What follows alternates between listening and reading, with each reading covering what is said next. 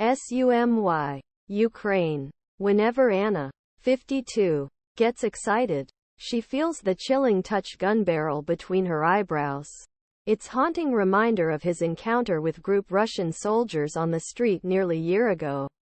That day, amid tears screams, soldiers threatened to kill an husband, shot bullets between feet, then dragged brother-in-law to an unknown location, apparently angry that he could not guide them where they can find alcohol.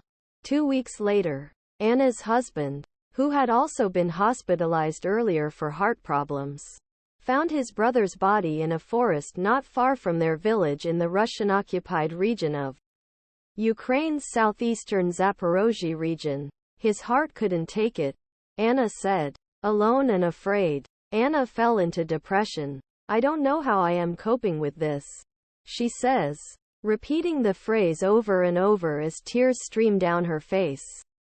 On November 22, he finally escaped from his home, living in what Ukrainians call the gray zone, located between Russia's Belgorod region and Ukraine's Sumy region.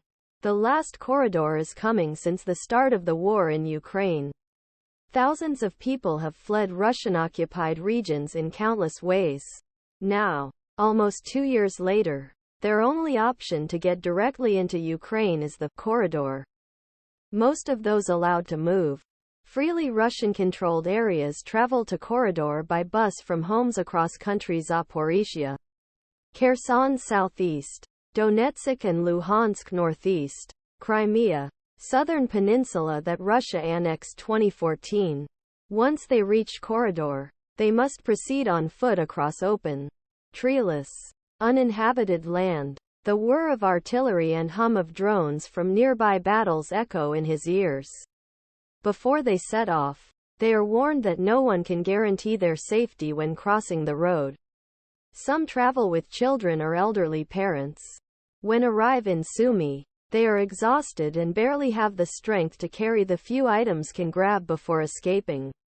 But for many, staying in the occupied areas is not an option. Staying there is tantamount to death for them, said Kateryna Arisoi, director of Pluriton, a non-governmental organization that established a shelter staffed by volunteer staff in Sumy. They are fighting against torture, kidnapping and killing. They can't stay there. A difficult and dangerous life in occupied Ukraine. Civilians in occupied territories are being detained for minor reasons such as speaking Ukrainian or simply being young. According to an investigation by the Associated Press earlier this year, thousands of people are being held without charge in Russian prisons and occupied territories. The Ukrainian government estimates that at least 10,000 civilians were detained. On both sides of the corridor, refugees are subject to stringent searches and interrogations. On the Russian side, some, especially men, are not allowed to pass. Many are afraid and agree to speak to the news media only on condition of anonymity. Anna refused to give her surname for fear of repercussions. A